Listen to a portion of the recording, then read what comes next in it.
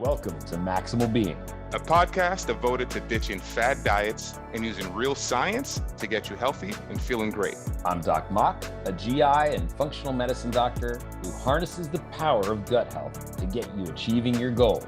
And I'm Jackie P., a well-informed layman who challenges the experts and asks the questions that you want. Don't forget to hit the subscribe button or leave a comment. And now, on to the show.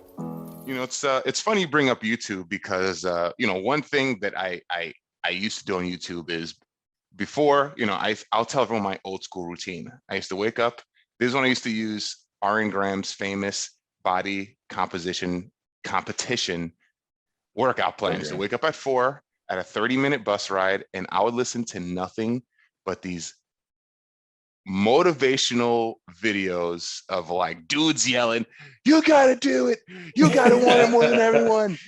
If you don't do it, you're soft," and all this stuff. And just like get myself, into mode, right? Because I'm extremely competitive, right? Pump it up mode, right?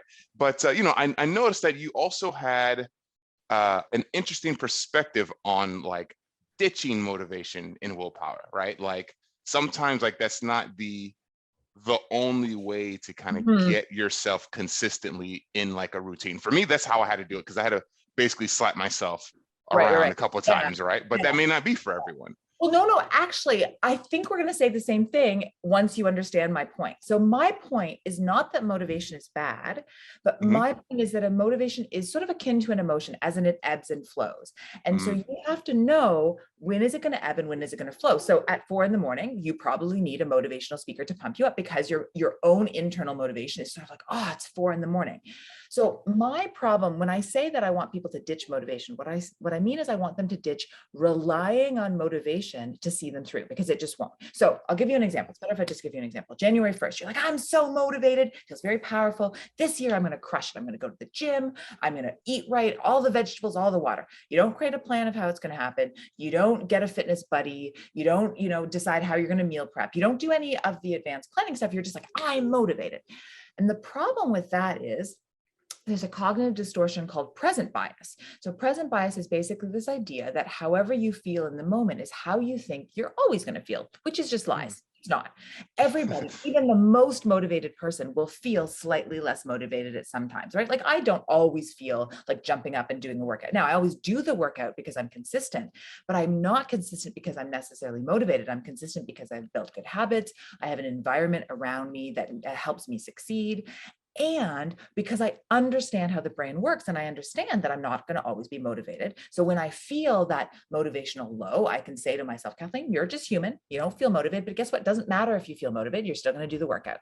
Whereas a lot of people, what they feel is in order to do the workout, they have to be motivated. Like they feel that the emotion has to precede the action. And that's where I'm like, no, it doesn't. You can feel as unmotivated as you want, but if you have a fitness buddy waiting for you, then you have to, put your clothes on.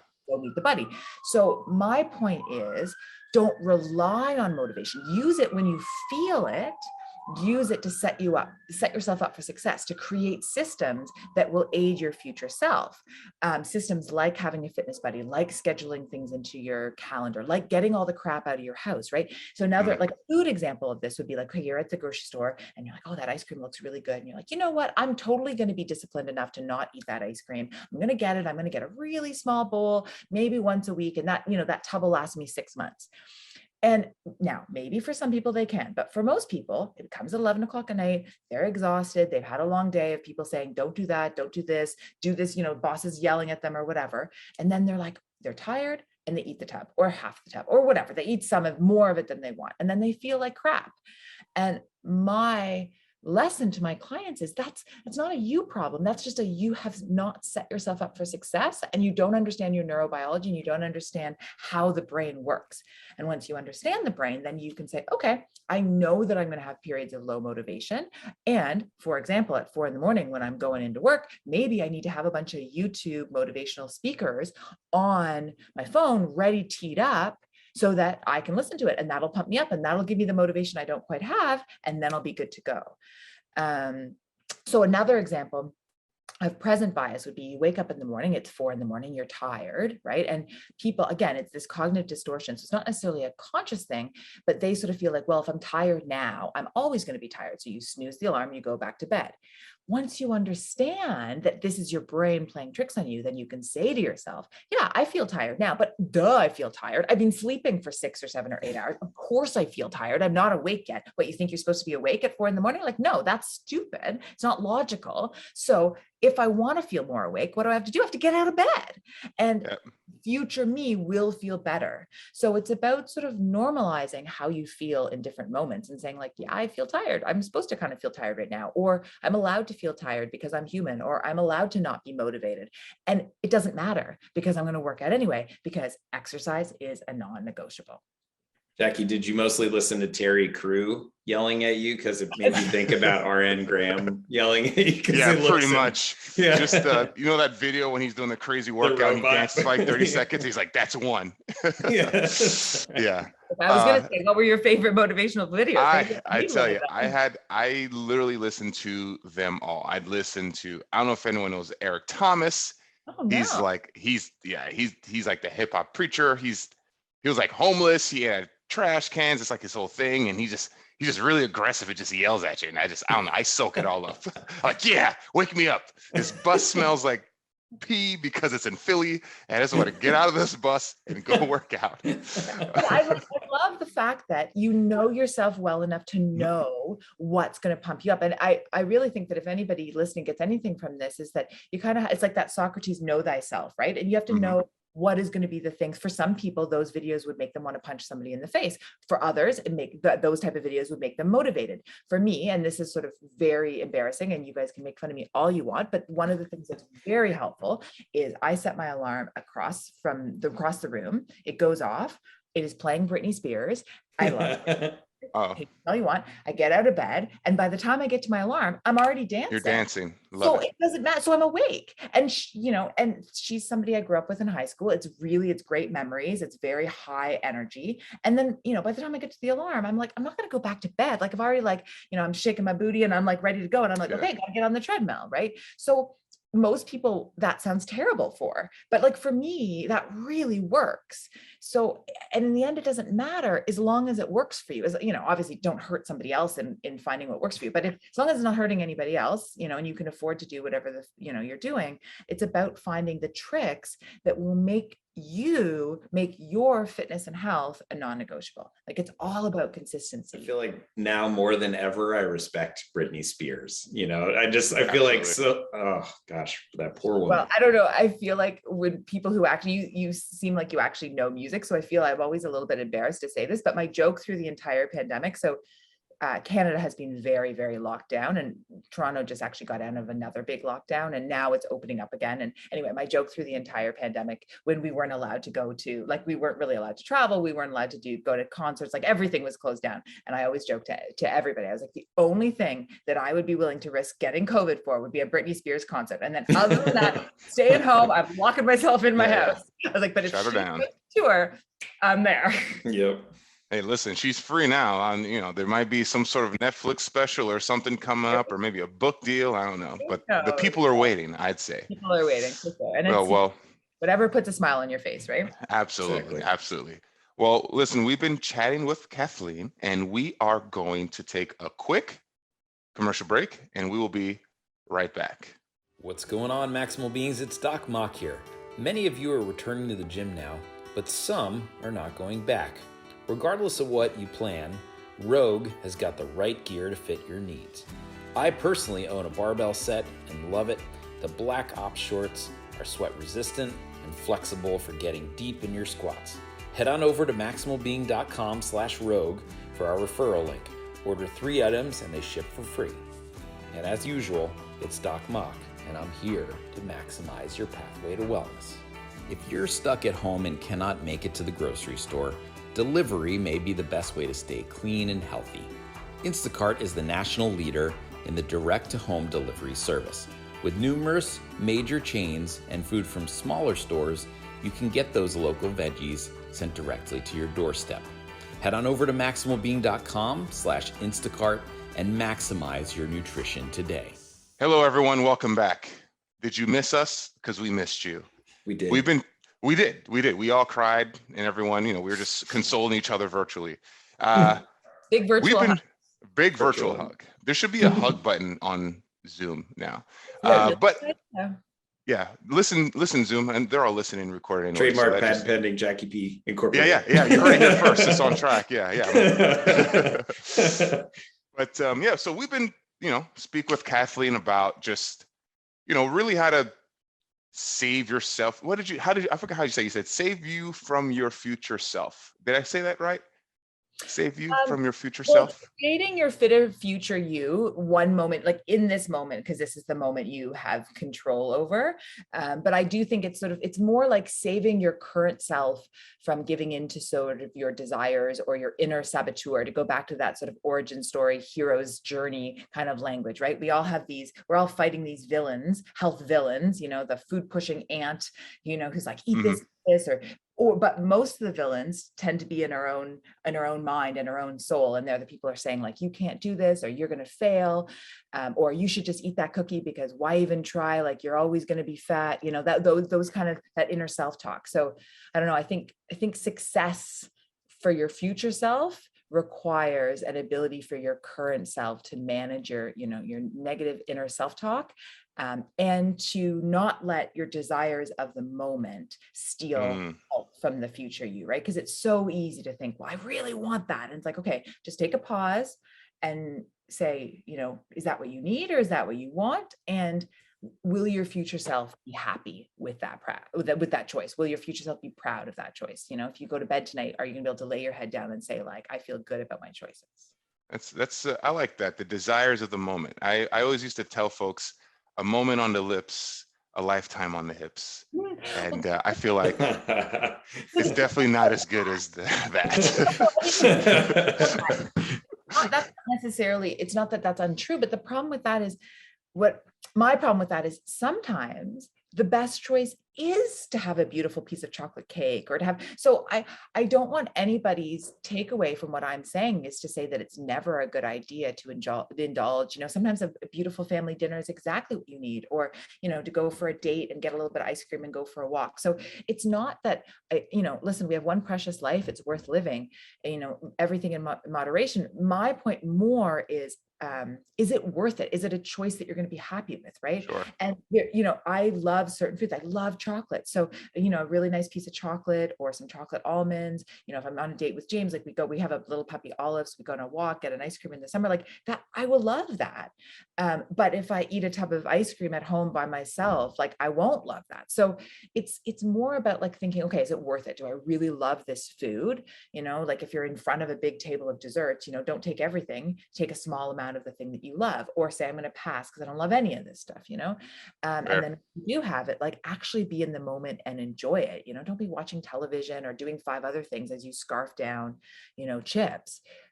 So so that's the difference, is like, I don't necessarily think that a desire is, it's not that you can't live in the moment and enjoy things. It's more that you don't want to do it mindlessly, and you don't want to do it in a way that doesn't, I don't know, fulfill your values, be mindful about it, right? Make it worth it.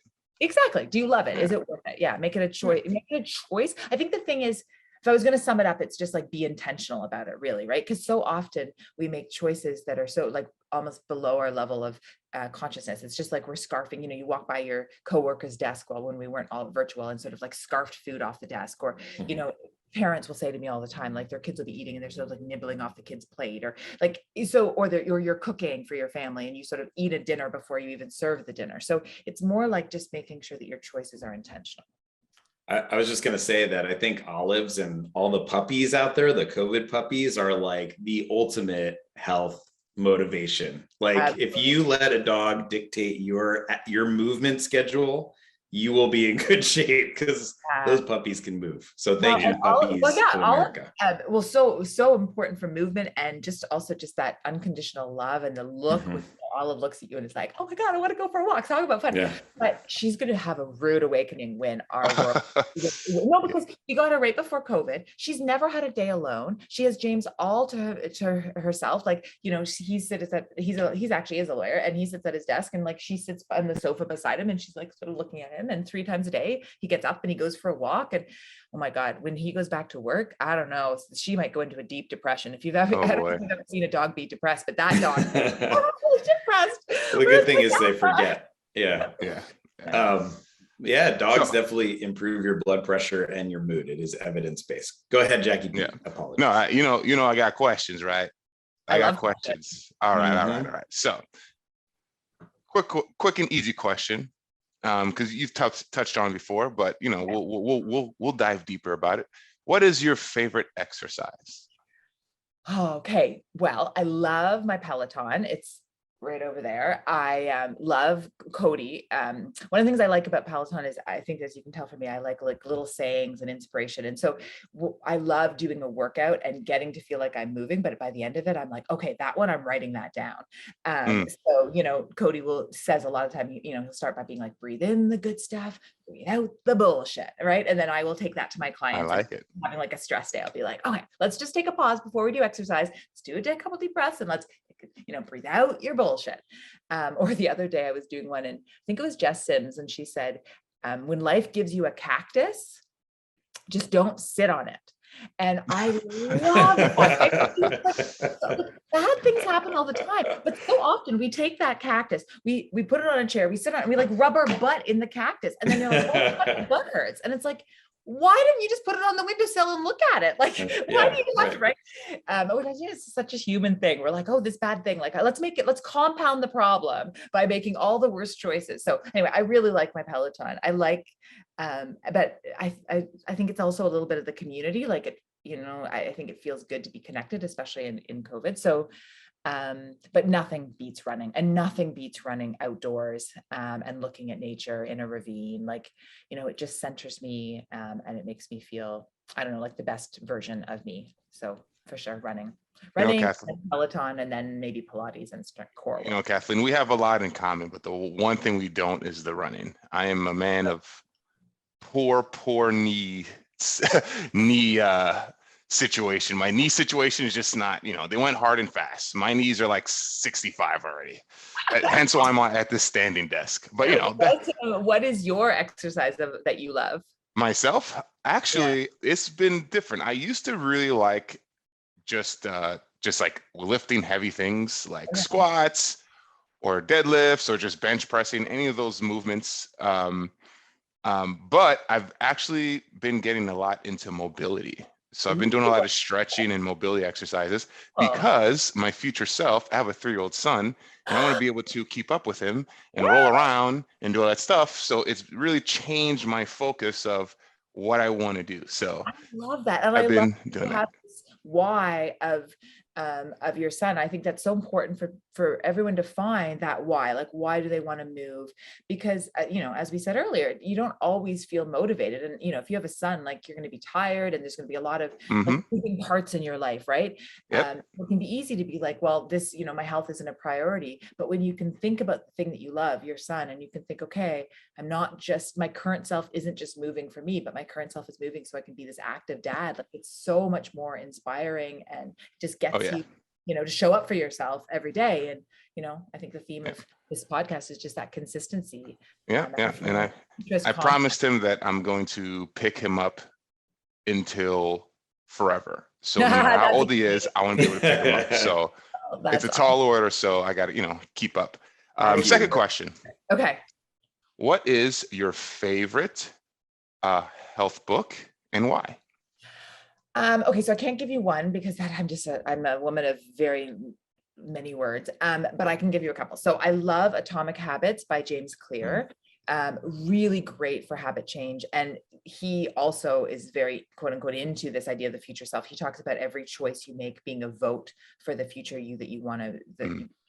And so I like him. He has one of the things that I say to my clients from him is, you know, 1 miss is an accident, but 2 is the start of a new habit, right? So 1 miss being eating a food you're not proud of, or missing a workout, or, getting a bad sleep. And so the thing is it's so easy in fitness to spiral, and to let 1 become 2, become 3, become 4, to sort of shame spiral and be like, well, I did it, so I'm never going to be fit, so who cares? So I like to say that to clients. I feel like they really jive with that. So I really, really like him. He's very smart, and a lot of it can be applied to health. And then I really like Brené Brown's work, specifically, I would say The Gifts of Imperfection, but all of her work. And, you wouldn't really think of it as a health book, but I actually do think it is, because the tenets of her philosophy of sort of embracing vulnerability and living a wholehearted life, I think is what you need in order to be able to live a healthy and fit and active life for the rest of your life. You can use shame to get yourself to exercise for a couple of weeks. You can use sort of that belittling self-talk will get you through, we've seen enough terrible parents of kids to see that it'll work, for a short amount of time, but long-term, if you want sustainable change, it has to be within an atmosphere of self-respect and compassion and all that stuff. So she does a lot of work on the difference between guilt and shame. And I'll just quickly, I think this is a key thing, right? Like we think, well, if we're going to be nice to ourselves, well, doesn't that mean I'll just like sit and eat bonbons and watch television? Right? And she's like, no, the idea is that we don't want you to shame yourself, but we don't mind if you use guilt. So guilt is the behavior and shame is connected to an identity, right? So if you're a kid and you get a bad math grade and you bring it home, the parent doesn't say, well, you're just like a terrible human, you're never going to be good at math, you should just like quit. That's like a shaming, connecting the bad grade to your identity. What the parent would say is like, okay, well, let's get you a tutor, or were you being bullied, or did you not get enough sleep? So it's not that you say, well, who cares? I don't care about the math grade. Of course we care about the math grade, but we need to look at the behavior and how can we change the behavior in the environment that you're sort of existing within, versus saying, well, you're just a terrible person, or you're an unfit person, or right. So yeah, I love Brené Brown's work. And I Me think too. I'm reading Rising Strong right now. Oh, I'm on a Brené Brown kick at the moment. And Dare to Lead is, I think the basis, if you command a team, it's like the handbook for doing that. So cool. I love that you love Brené Brown. And Rising Strong, sort of connects to what we've been talking about at the idea of the origin story and the hero's journey, because that really, that's what she looks at, right? The sort of phases of growth and, finding your origin story, and then that sort of battle and road of many trials. And then the sort of coming back more transformed as a human when you rise, you rise strong from adversity. So anyway, yeah, Rising Strong is great. It's great. All good books. Also, I always like to mention one, I don't think I brought it up, so I'm just going to throw it out there. Schaefer has huge calf muscles. I have to bring up every episode, and I think I missed it. Thanks, Dad. So they are not earned in the gym. These were given to me. That's so funny. I'm going to tell that to my osteopath, because I was there and 2 sessions ago, and he was working on my calves, and he's like, Kathleen, how is it possible that you're a runner and your calves, they're so floppy?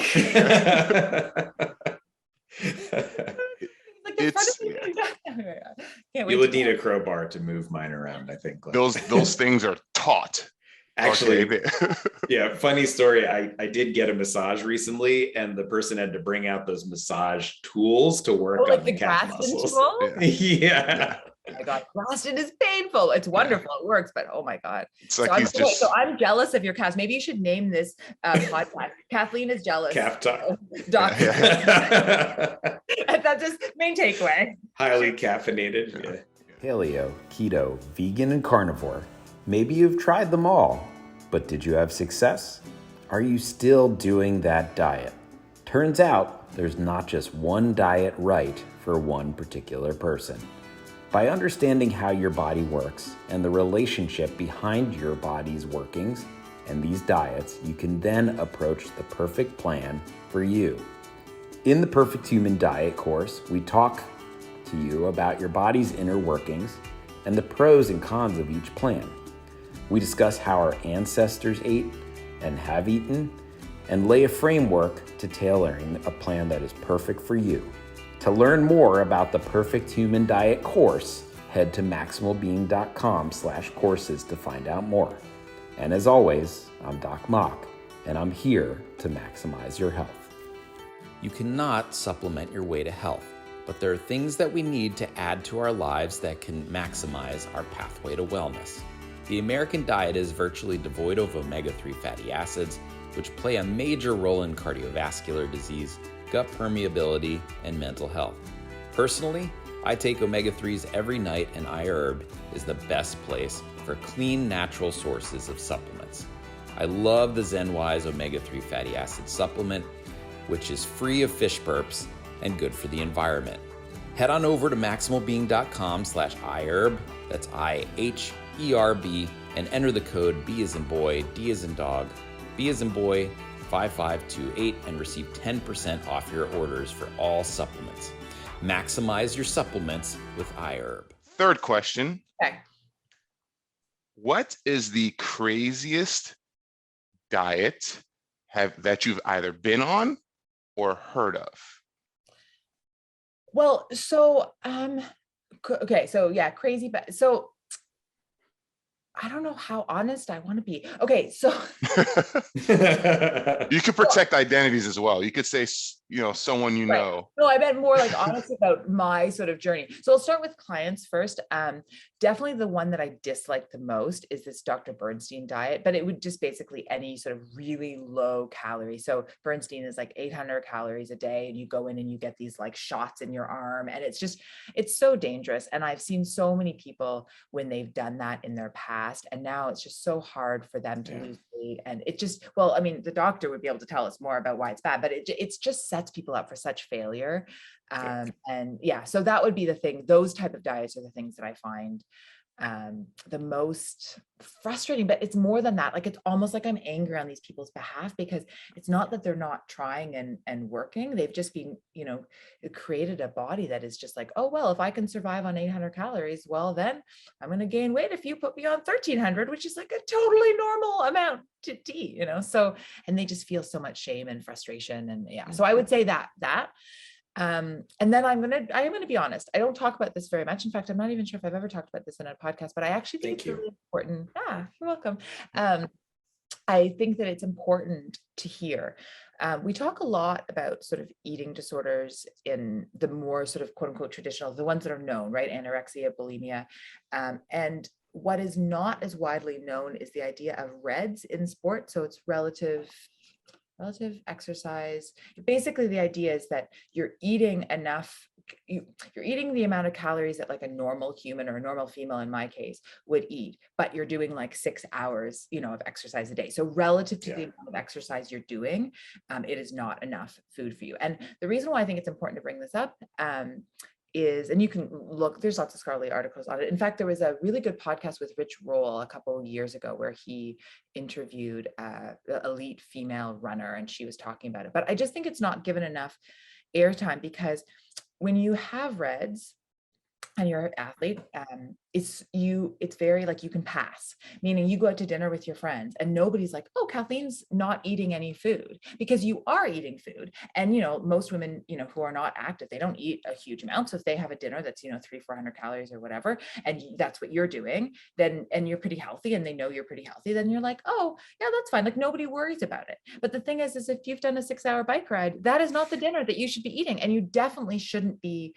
monitoring your carbohydrates, right? And so that would be the other thing I see a lot is women older, who come more in their 30s, 40s, 50s, who've spent years way under eating carbohydrates, and that has totally messed up their thyroid, and they're like, yeah, it's just it can be so hard on female bodies. So anyway, that would be the one that I think is sort of goes under the radar a lot, and is very detrimental, because it stresses the system in very similar ways that, like, if you're anorexic and you should be eating 1300 calories and you eat 500 calories and there's an 800 calorie deficit, if you're exercising and burning 4,000 and should be eating 4,000 and you eat 1,100, like, it's still a huge deficit, and it stresses your body. So I'm against any diet or exercise regime or any combo of those two that doesn't serve you as a human and serve the organism. And yeah.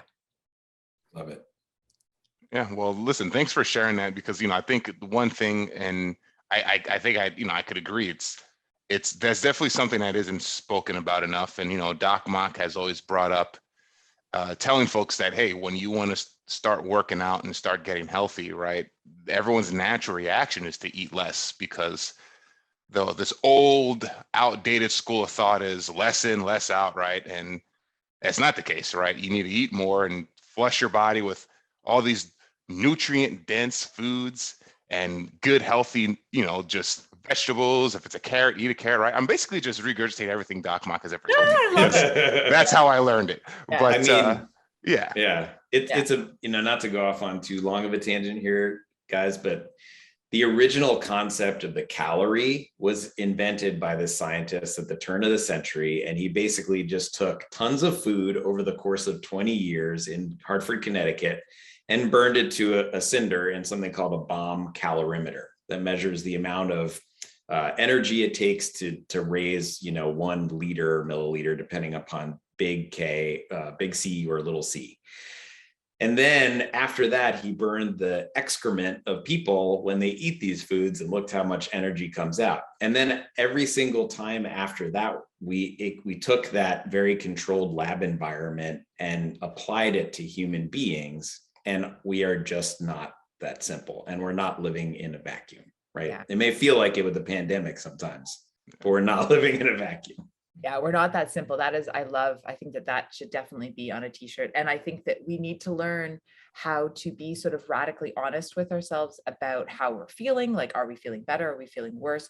Do you have less energy on some crazy diet? Okay, that's a really good measurement that's probably not for you. Why are you making choices? Are you doing intermittent fasting because of all the positive health benefits that you've read about, or are you doing it because it's an easy way to sort of not eat, and you have a history of disordered eating, and that's like, again, it's like a sort of a sanctioned way of having that disordered eating. So I want people to be honest with themselves. And it's different if, like, let's say your exercise is 20 minutes a day of walking and some Pilates, then that's a different thing. You don't have to be having, you don't have to gorge yourself with huge amounts of food, because I've said, well, don't have breads. Like, this is what I'm saying, be smart. But if you are going and doing, long distance running, or you go to CrossFit, or you're doing heavy weights, you got to give your body what it needs. And you have to be honest enough with yourself to sort of say, am I making this choice because it serves me, or am I making this choice for some other reason, whether it's to shame myself, or because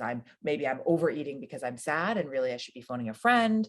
Maybe I'm overeating because I'm angry at my boss, or I'm feeling shame, and maybe what I really need to do is have a conversation with my boss about my working environment. Like, why are the reasons that I'm making these choices? And again, it goes back to intentionality and honesty with yourself. That's beautifully put. Kathleen, listen, it's been an absolute pleasure. If we had the time, I'd talk with you for another hour. It's just, thank you for sharing your story with us, and thank you for your insight. We're gonna close out here. Unfortunately, we're out of time. Jackie P, your layman. There was no layman talk here that I had to throw a flag. So thank you both for keeping it, down. Actually, I'll digress. Kathleen pulled a layman flag on me when she asked about the SCOBY. So, Kathleen, congratulations. The tables have turned. Yes, your trophy's in the mail. Congrats. I loved you guys, honestly. I love your energy. I love that you laugh. I love that you have such a wonderful connection. I think friendship is so important for health, right? So whether it's taking your dog and that's the friendship, or you're having a laugh on Zoom with somebody, anyway, I've really enjoyed our chat. So thank you from the bottom of my heart for helping me have fun tonight. Oh, it's been our pleasure. Where can people find you, Kathleen? KathleenTrotter.com is my website. You can get both my books there, Finding Your Fit and Your Fittest Future Self.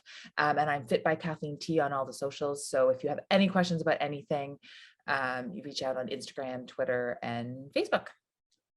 Thank you so much, Kathleen and Jackie P. As always, I'm Doc Mock. It has been a pleasure to speak to all of you. Don't forget to hit the subscribe button, leave us a comment, because that is how we get the word out. If you have a question for one of our wonderful guests, or any one of us, you can reach us at team@maximalbeing.com.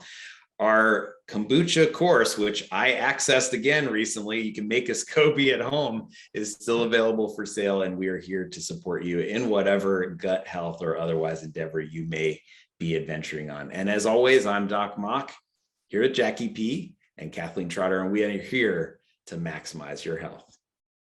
Bye. Bye. What's going on, Maximal Beings? Doc Mock here. If you haven't done so already, leave us a comment and hit the subscribe button. Let your friends and family know. That way we can get the word out and continue to bash the bro science.